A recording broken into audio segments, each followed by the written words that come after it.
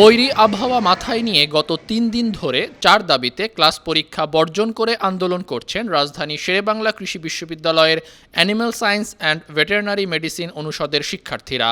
সম্প্রতি প্রকাশিত ৪৭তম বিসিএস এর ফলাফলে কম্বাইন্ড ডিগ্রিধারী শেকৃবির ১৮ জন প্রার্থীর কেউ প্রফেশনাল ক্যাডারে সুপারিশ না পাওয়ায় ডিগ্রির স্বতন্ত্র কোড নিয়ে ভ্রান্তির কারণ ব্যাখ্যা ও সমস্যার সমাধান নিশ্চিতকরণ সহ ৪ দফা দাবিতে তারা এই কর্মসূচি পালন করছেন।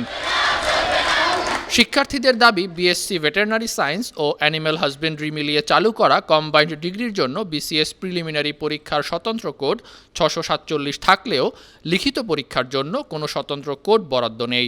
ফলে প্রার্থীদের লিখিত পরীক্ষায় ডিভিএম ৮৪১ অথবা পশুপালন ৮৩১ যে কোনো একটি পদের জন্য আবেদন করতে হচ্ছে।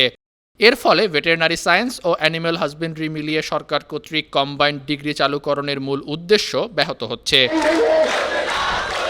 শিক্ষার্থীরা বলছেন, কম্বাইন্ড ডিগ্রির জন্য বিসিএস প্রিলিমিনারি ও লিখিত পরীক্ষার স্বতন্ত্র কোড চালুকরণের মাধ্যমে গ্র্যাজুয়েটদের প্রাণী সম্পদ খাতের উন্নয়নে অবদান রাখার সুযোগ নিশ্চিত করতে প্রয়োজনীয় ব্যবস্থা নিতে হবে।